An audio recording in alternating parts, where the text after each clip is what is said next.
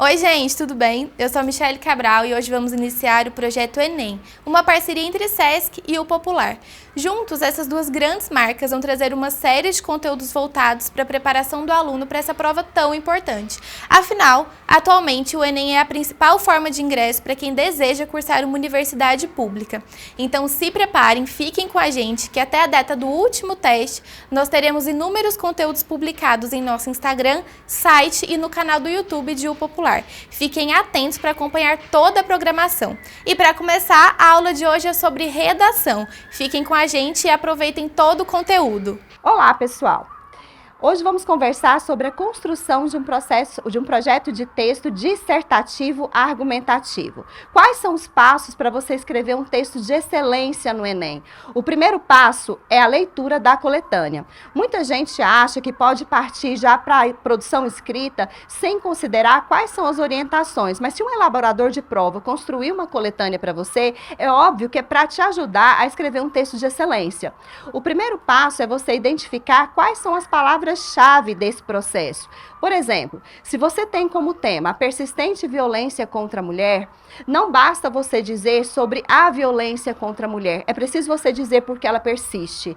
Se você tem como tema os desafios para a formação educacional de surdos no Brasil, não basta você falar sobre a formação educacional dos surdos, é preciso dizer por que essa formação é tão desafiadora. Então, compreender quais são as palavras-chave desse tema é um passo importante para que o seu texto atenda todos os critérios e os aspectos solicitados por esse elaborador de prova. Compreendido o tema, compreendidas as palavras-chave, vamos para a análise, então, da coletânea. No texto 1 da coletânea do Enem, cujo tema foram os desafios para a formação educacional de surdos no Brasil, nós temos aí a indicação de qual é o dever do Estado nesse processo de inclusão. Quais poderiam ser os seus mobilizadores que atuariam na solução desse problema? Já o texto 2 mostra, através do gráfico, um dado importante, porque de 2011 até 2018, houve uma queda significativa no processo de inclusão dessas pessoas, tanto nas escolas regulares quanto nas escolas especiais. E aí a sua pergunta é: Rose, eu posso utilizar os textos da coletânea? Você não pode utilizar os textos da coletânea como repertório cultural, mas eles esclarecerão para você quais são as abordagens possíveis. A partir da leitura da coletânea, você consegue problematizar melhor o tema. Por exemplo, quando a gente analisa o texto 3, você percebe que sou surdo e pós-graduado em marketing. E na sua empresa tem espaço para mim? Ou seja, um dos desafios do processo educacional dos surdos é garantir a inclusão deles também no mercado de trabalho. Então, você não poderia usar o texto 3 como base para escrever somente sobre a inclusão desses surdos, nesses cursos de pós-graduação e também no mercado de trabalho. Você teria que falar sobre o processo educacional e qual é a função dele no preparatório desses indivíduos para o mercado de trabalho. Então, nós precisamos estar atentos sobre as abordagens que o Enem requer de você. Então, compreender o texto e saber utilizar a coletânea é um passo importante para você, estudante. No Brasil, o texto 4 fala para nós: no Brasil, os surdos só começaram a ter acesso à educação durante o Império. O que esse texto suscita como problematização para nós? De que o processo de inclusão ele foi tardio e ele ainda não é satisfatório. Então, o que acontece? Na problematização, você deve pensar quais são as circunstâncias que se apresentam nos espaços educacionais que tornam essa inclusão desafiadora. Seria a má formação dos professores? Esse pode ser um eixo sequencial da sua dissertação. Então, compreender a temática, problematizar e estabelecer os eixos sequenciais é muito importante para que você possa, então, começar a pensar no seu projeto de texto. O seu projeto de texto surge da problematização que você vai apresentar. Então, por exemplo, eu trouxe 3 temas para a gente começar essa conversa sobre problematização e que são possíveis para o Enem 2022. Suponhamos que o tema do Enem 2022 seja pobreza menstrual, a necessária discussão para o alcance da dignidade das pessoas que menstruam. Qual é a problematização possível a partir dessa temática? Nós podemos pensar numa construção de texto que vai dissertar sobre por que existe a pobreza menstrual no Brasil. porque é necessário garantir, então, o acesso a absorventes, o acesso ao processo de dignidade durante o ciclo menstrual dessas pessoas.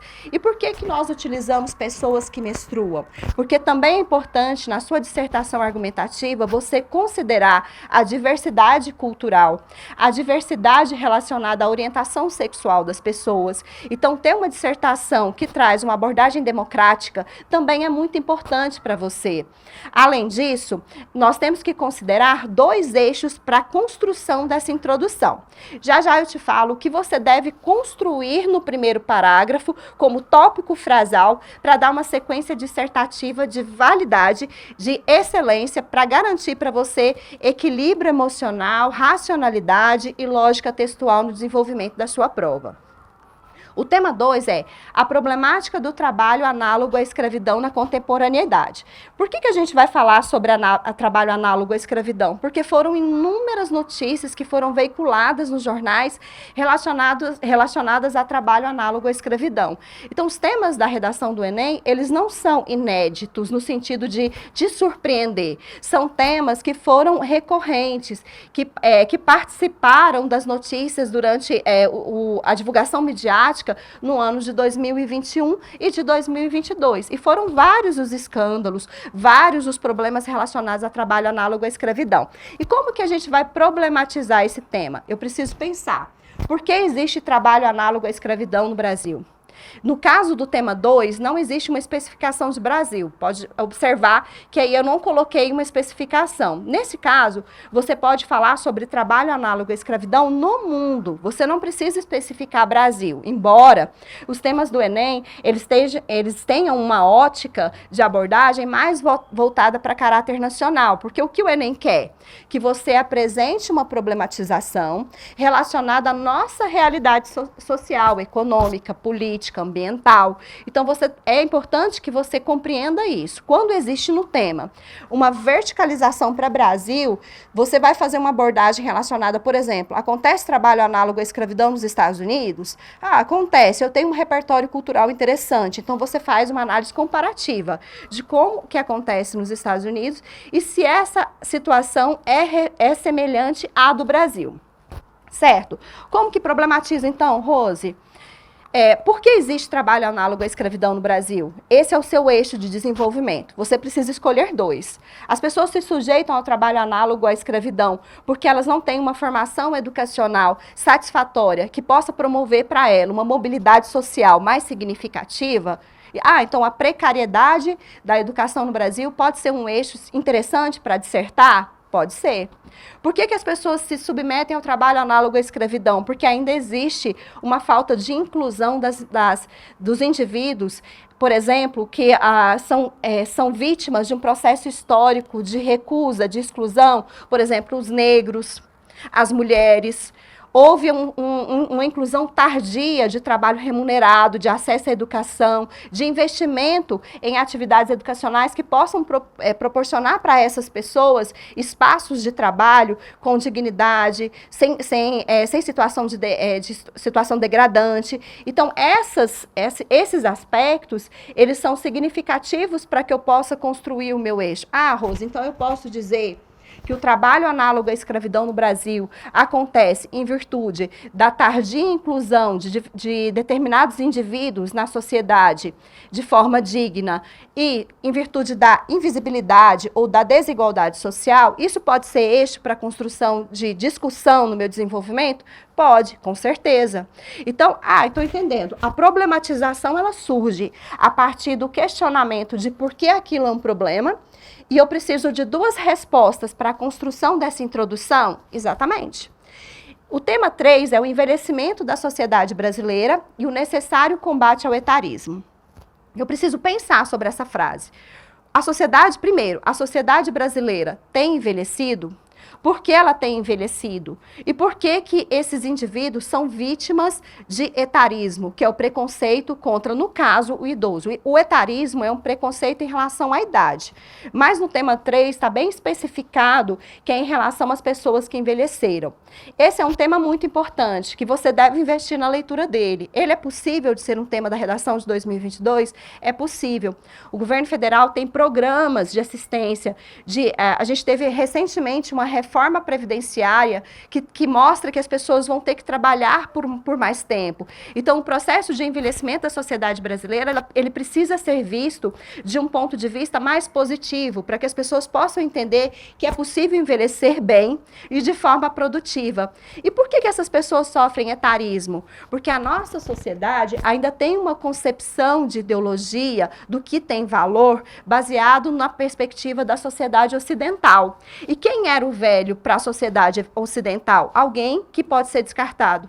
Alguém que não é produtivo. E isso para a sociedade capitalista traz um peso muito grande. Muitas pessoas praticam etarismo porque acreditam que as pessoas mais velhas ou elas precisam ser extremamente protegidas, porque elas estão fragilizadas, ou elas precisam ser segregadas da sociedade. E com a pandemia de Covid-19, houve um fortalecimento dessa ideia, porque houve uma corrente de pensamento de que a economia do país tivesse parado em virtude das pessoas mais velhas, como se a gente tivesse parado para proteger esses indivíduos. Então, é um tema muito possível para o Enem 2022, e é sobre ele que nós vamos conversar na construção desse projeto de texto. Primeiro, eu preciso compreender que a minha dissertação argumentativa, modelo Enem, ela segue 4 etapas de construção. Eu preciso construir 4 parágrafos. Ah, professora, mas eu já vi uma live de um famosinho dizendo que eu posso construir a minha dissertação do Enem em 5 parágrafos. É possível fazer? É possível. Mas eu te indico a construção de 4 parágrafos porque você só tem 30 linhas para escrever e você não pode exceder as 30 linhas. Então, é importante que você construa o seu texto de forma, com argumentação consolidada nesse espaço de 30 linhas. E se você constrói um texto com 5 parágrafos, você encurta o seu parágrafo de desenvolvimento e a abordagem pode ficar superficial. E isso não é interessante para você. Então, nós vamos conversar sobre um projeto de texto atendendo introdução, desenvolvimento 1, desenvolvimento 2 e conclusão. Vem comigo, então. Vamos compreender como esquematizar essas ideias. A sua introdução, ela tem uma função. A introdução de qualquer texto, seja ele dissertativo, seja ele narrativo, a introdução serve para apresentar a sua ideia. E você não tem que discutir ideia na introdução, portanto, é o seu parágrafo menor. No máximo 7 linhas na escrita, combinado? O que você vai colocar? Você vai colocar, no máximo, 3 tópicos frasais. Nenhum parágrafo da sua dissertação pode ter apenas uma frase. Escreve aí. Nenhum parágrafo da sua dissertação pode ter somente uma frase. Por quê? Você sempre tem, na construção de um parágrafo, o núcleo principal e o núcleo secundário. O núcleo principal é aquele que vai trazer o eixo da sua discussão. O secundário, na dissertação argumentativa, é a fundamentação a partir dos repertórios culturais. Ok, Rose, entendi. Então, nenhum parágrafo pode ter somente uma frase. Correto. No parágrafo da introdução, nós vamos trabalhar com 2 ou 3 frases. Lembre-se que você precisa da construção a partir de um repertório cultural e da construção de um tópico frasal a partir da ideia, que vai sequenciar o eixo 1, eu chamo de eixo 1, a ideia principal que você vai desenvolver no parágrafo de desenvolvimento 1. E eixo 2, a ideia principal que você vai desenvolver no parágrafo de desenvolvimento 2. Então, geralmente eu peço para os meus alunos começarem com repertório cultural. Isso é fato, Rose? Isso é regra? Não, isso não é regra. Mas eu considero mais fácil a estrutura que compõe primeiro o repertório cultural e depois traz a abordagem do texto, porque assim você melhora o sequenciamento, você melhora a coesão do seu texto. Então, dessa forma, eu considero que o texto ele fica melhor costurado, certo? Rose, quantos repertórios culturais eu preciso? 3, no mínimo. Você precisa de um repertório cultural para a introdução, um repertório cultural para o desenvolvimento 1 e um repertório cultural para o desenvolvimento 2, certo? Então, no meu esquema, eu tenho que montar duas problematizações e pensar quais são as referências de leitura que eu tenho para fundamentar esse texto. Posso tirar essas referências de leitura da coletânea? Não, senhor. Não, senhora. A gente já combinou que não. A coletânea serve apenas para fundamentar a sua interpretação em relação à temática da prova. Eu posso usar um dado estatístico que tem na coletânea? O dado pode. Se você só tem 2 repertórios culturais, o dado estatístico pode ser utilizado no seu texto. Mas, por exemplo, vamos supor que lá na coletânea tem escrito que 25% dos brasileiros são analfabetos funcionais. A gente conseguiu abaixar um pouquinho esse dado aí, nós estamos com uma média de 19%. O que eu posso dizer? Eu posso dizer que quase que 1/4 da população brasileira ainda é analfabeta funcional. É importante que você não use o dado exatamente como ele está na coletânea, que você faça uma interpretação para que você possa apresentar. O interessante é que você use repertórios culturais de áreas de conhecimento diferentes. Então, por exemplo, se você começou a sua introdução com um dado histórico, é importante que no seu desenvolvimento você faça uma abordagem literária para mostrar que você é um leitor cuja abordagem é diversificada. Você tem conhecimento amplo sobre aquilo que está sendo discutido. Vamos só lá na introdução para você entender essa organização. Então, nós combinamos que na introdução eu preciso de um repertório cultural, eu preciso de conjunções para ligar essas ideias internas e eu preciso da construção dessa tese. Vamos entender a partir, então, da construção dessa introdução que eu trouxe para vocês. Eu comecei a introdução com um dado estatístico. Olha só. Nós vamos falar sobre o etarismo. Nós vamos trabalhar esse tema aqui, ó. O envelhecimento da sociedade brasileira e o necessário combate ao etarismo. Vamos ver uma redação nota 1000. De acordo com os dados divulgados pelo Instituto Brasileiro de Geografia e Estatística em 2017, a partir do ano de 2031, haverá no Brasil mais idosos do que crianças e adolescentes. O que é isso, moçada? Repertório cultural, certo? A partir do repertório cultural, eu vou fazer a contextualização temática. Então, essa introdução que eu estou mostrando para vocês, ela foi feita a partir de 3 tópicos frasais. Um para repertório cultural, outro tópico frasal para você fazer a contextualização temática, para não correr risco de tangenciamento, e o terceiro tópico frasal para apresentar os eixos sequenciais do texto. Então, observe.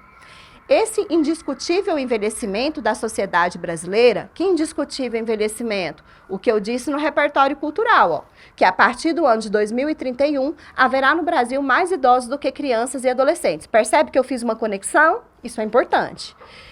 Como apresentado pelo IBGE, deve-se ao avanço da medicina científica, que proporcionou o aumento da expectativa de vida das pessoas. O que eu fiz? Provei que, de fato, a sociedade brasileira está envelhecendo. Mas essa não é a minha problema. É o meu problema, desculpe, é a minha problematização. A minha problematização vem na terceira frase. Todavia, olha a conexão para contra-argumentar, ou seja, a sociedade brasileira está envelhecendo, mas ela não está envelhecendo com qualidade de vida. Isso se dá a quê? A prática etarista. Vamos ver como que foi construído esse tópico frasal, apresentando esses 2 eixos sequenciais. Todavia, o crescimento do número de cidadãos longevos aflorou um preconceito contra essa parcela da população, pois esses indivíduos são vistos como improdutivos pelo corpo social devido a uma herança cultural ocidental que valoriza a juventude. Pronto. O corretor, que eu não gosto de usar o termo corretor, o leitor da sua prova, é melhor, né? O leitor da sua prova compreendeu que você vai discutir no seu texto como eixo sequencial 1 a perspectiva de que há etarismo na sociedade porque considera-se que os indivíduos longevos são improdutivos. E ele compreendeu que na sequência 2, lá no desenvolvimento 2, você vai fazer uma abordagem em relação à herança cultural ocidental que valoriza a juventude. Pronto. Então, o que eu tenho aí? Eu tenho repertório cultural, eu tenho frase temática e eu tenho na parte sublinhada os eixos que devem ser apontados na introdução. E agora, Rose, o que eu faço? Agora vamos discutir. Agora você tem que me provar por que a sociedade considera esses indivíduos improdutivos e por que isso é uma herança cultural ocidental e de que forma que isso se considera, isso se associa à prática etarista.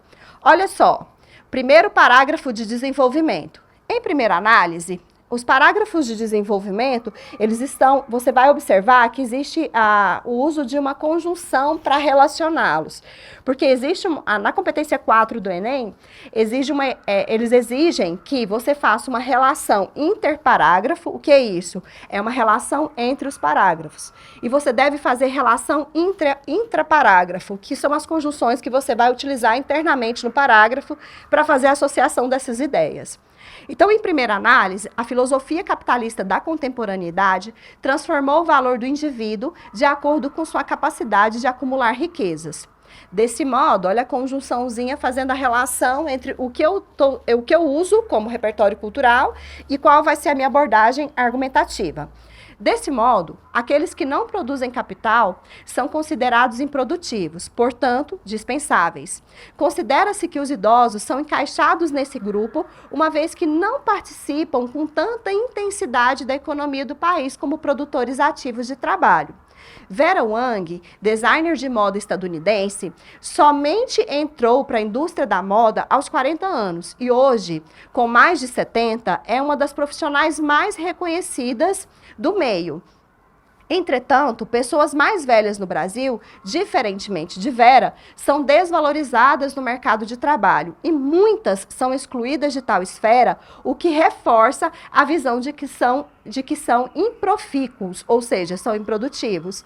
O que eu tenho como estrutura aqui nesse parágrafo? Eu tenho uma abordagem argumentativa que deve sempre ser maior do que a expositiva. Vou repetir. A abordagem argumentativa deve ser sempre maior do que a expositiva. Por quê? Nós estamos falando de uma dissertação argumentativa, nós não estamos falando de uma editorial. Portanto, a parte branca das letras aqui demonstra para você a abordagem argumentativa feita no parágrafo, enquanto que a parte em vermelho, o seu repertório cultural. No desenvolvimento 2, lembre que no desenvolvimento 2, o que nós precisamos falar? Sobre a cultura ocidental. No desenvolvimento 1, nós falamos sobre a abordagem capitalista e o entendimento de que esses indivíduos não são produtivos. E, a partir daí, a ideia do etarismo. Em segunda análise, a cultura ocidental enxerga o idoso como peso social, dando mais estima a indivíduos jovens. Essa ideologia é proveniente de filosofias disseminadas como a visão aristotélica, de que os mais velhos são ranzinzas, lentos e de mau caráter. A visão aristotélica, inclusive, meninos, ela romantizou muito essa ideia. Quando eu falo romantizou, é porque trouxe para os romances, não no sentido amoroso da situação. Romantizou muito essa figura, mas lembre-se que as obras literárias que vocês leem, geralmente, a figura do vilão é uma pessoa envelhecida, que está num castelo que é assombrado, é aquele indivíduo mal-humorado, que persegue as crianças, que nega os doces. Essa visão é aristotélica e ela é ocidental, diferentemente da visão oriental, que traz a figura do velho, do indivíduo que envelheceu como sábio, com a barba branca, né? Então, esse é o nosso repertório cultural, a visão aristotélica que fundamenta a perspectiva ideológica do Ocidente. Tal concepção, agora vem a abordagem argumentativa, olha. Tal concepção, até a atualidade, consolida estereótipos em relação aos longevos, o que impede o bem-estar e a inclusão dessa parcela da população na sociedade. Esses conceitos preconceituosos atribuídos a essas pessoas conduzem essa parte do corpo social a situações de desprezo, falta de respeito, humilhações e até violência física ou mental. Pronto, provei. Provei a partir de um repertório cultural que a ideia de que o etarismo acontece a partir de uma perspectiva de improdutividade do capitalismo. No segundo parágrafo de desenvolvimento, eu provei que o etarismo é fruto de uma ideologia ocidental.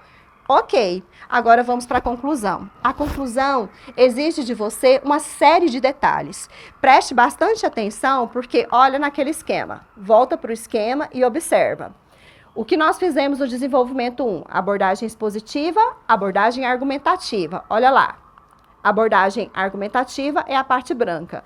Abordagem expositiva é a parte vermelha e a abordagem argumentativa a parte branca. No desenvolvimento 2, abordagem argumentativa a parte branca e a abordagem expositiva a parte vermelha, observando que a parte expositiva é menor do que a argumentativa. Agora vejam a quantidade de partes que você deve colocar nessa conclusão.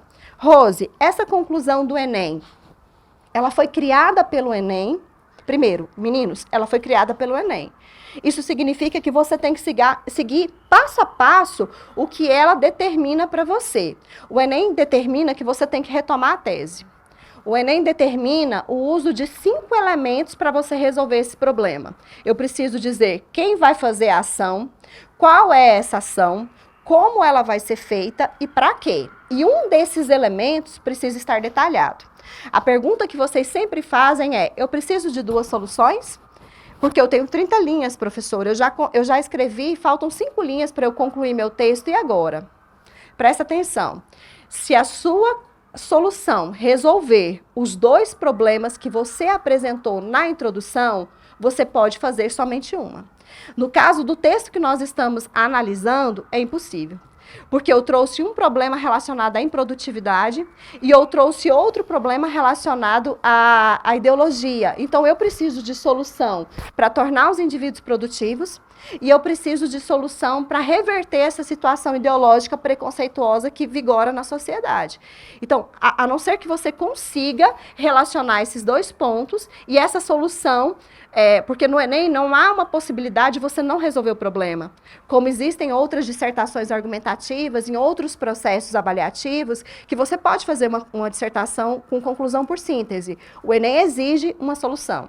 Então, você precisa, de fato, resolver aquilo que você propõe como problema no texto, né? E aí nós temos que dizer, então, esses 5 elementos.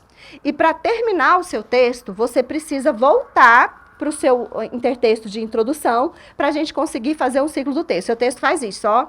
Ele é circular. A gente precisa terminar o texto com uma ideia que você apresentou no início, para que você possa fechar os 200 pontos da sua competência 4, que é a coesão.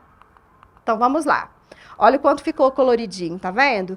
Cada parte colorida é uma parte que você tem que apresentar na sua conclusão. Rose, e se eu não expliquei, eu não coloquei a finalidade, o que acontece? Menos 40 pontos. E pode ser sua vaga na universidade. Então, você precisa prestar atenção sobre esses componentes. Então, eu começo com a retomada da tese, certo? Começo com uma conjunção. Eu posso sempre começar com dado exposto? Pode. De acordo com o supracitado? Pode. Isso é o de menos, gente. Vocês ficam tão preocupados em... Você tem que diversificar as conjunções no corpo do texto para evitar repetições. Mas você pode escolher as suas preferidas, que você vai começar, por exemplo, o desenvolvimento 1 ou vai começar o desenvolvimento 2, né? Dado exposto, é possível compreender que o envelhecimento da sociedade brasileira é fato e que, dessa forma, o combate ao etarismo é imprescindível para garantir qualidade de vida a todos. O que eu fiz aí? Retomei a minha ideia da frase temática que está lá na introdução. O meu primeiro problema é sobre idoso improdutivo. Olha só, vamos resolver esse problema.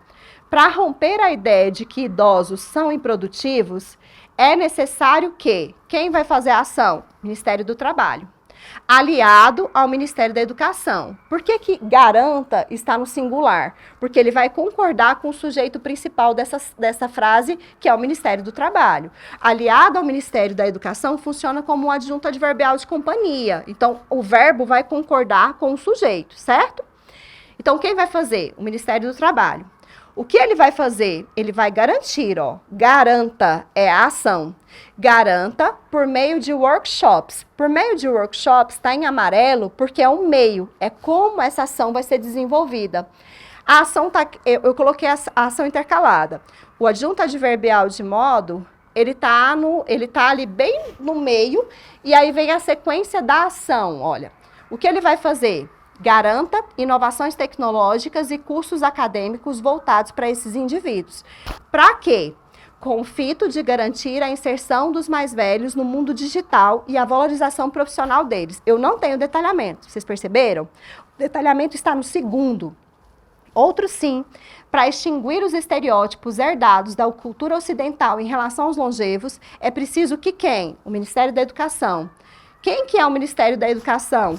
Órgão incumbido dos assuntos relativos ao ensino. Esse é o detalhamento. Faça o quê? Combata, eu vou continuar a ação para você entender, olha. Combata as premissas negativas em relação ao ato de envelhecer, a fim de que o preconceito contra os idosos seja combatido. Essa é a ação. Como que ele vai fazer isso? A partir de abordagem do assunto em escolas do ensino fundamental. Pronto, eu disse quem vai fazer, eu disse o quê, como, para quê, e eu detalhei um elemento. Falta o quê, moçada? Retomar o intertexto da introdução. Eu comecei falando sobre o quê? Lembra que foi um dado do IBGE? Então, vamos fechar o texto com o dado do IBGE. Desse modo, a população idosa terá garantida sua qualidade de vida e os dados de envelhecimento populacional, divulgados pelo IBGE, serão somente motivo de júbilo, ou seja, de alegria. Pronto! Você cumpriu todos os certames que a prova exige de você. Então, moçada, preste atenção. Quanto à gramática, prime pela objetividade, elimine artigos quando possível, por exemplo, o aluno quer uma nota 1000 na redação. Aluno quer nota 1000 na redação. Para que o artigo? Vamos enxugar esse texto. Ao invés de usar locuções adverbiais, use o verbo no seu sentido único. Fazer uma viagem, viajar. Fazer uma redação, redigir. Neste momento, eles acreditaram? Acreditaram. Para que você vai estender o texto se você tem 30 linhas para escrever? Seja objetivo na sua abordagem. Travar uma discussão? Discutir. Na eventualidade de, use o ser. Agora, se você não quiser repetir, aí sim, você pode fazer as alterações. Se você já usou o se, use na eventualidade de. Então, você tem que saber articular a linguagem de forma objetiva e sem repetições. Cuidado com o pleonasmo. Grande maioria não existe. Se já é maioria, é grande. Cuidado com há anos atrás. Não precisa do atrás. Se há anos, já está a ideia de passado. Atualmente, é totalmente desnecessário no seu texto. Faça o teste. Atualmente, a sociedade prioriza ter em detrimento de ser. A sociedade prioriza ter em detrimento de ser. Para que esse atualmente? Não faz diferença nenhuma. Panorama geral. Se é panorama, já é geral. Se é sintoma, já é indicativo. Se é certeza, já é absoluta. Se é expectativa, é futura. E se é planejar, já foi antecipadamente. Cuidado com o pleonasmo no seu texto. Cuidado com má disposição de frase. Por exemplo, a Defesa Civil pede neste ofício cobertores para casal de lã. É o casal que é de lã?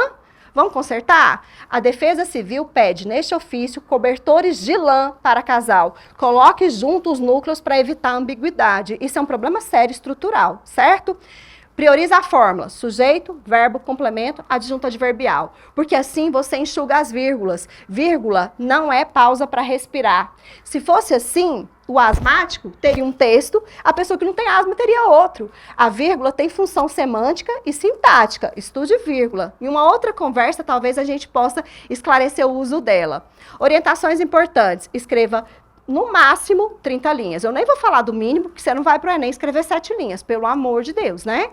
Escreva 30 linhas. Não inventa de escrever uma palavrinha depois da última linha. Eles não vão corrigir, certo? Vai ficar sem essa última palavra, desculpe. Não é obrigatório o título, mas você pode colocar? Pode. Se você decidir pelo título, coloque centralizado na linha 1. Não pule linha no seu texto. Vou repetir. Não pule linha no seu texto. Não use primeira pessoa do plural, jamais use eu penso, eu acredito, nós pensamos. Escreva no formato justificado, com letra legível e caneta azul. Lembre-se das cinco competências, elas são importantes para vocês. Nós conversamos sobre elas nessa aula, embora eu não tenha citado especificamente. Pessoal, ótima prova para vocês, sucesso, acreditem na produção de texto de vocês, se concentrem que vai dar tudo certo.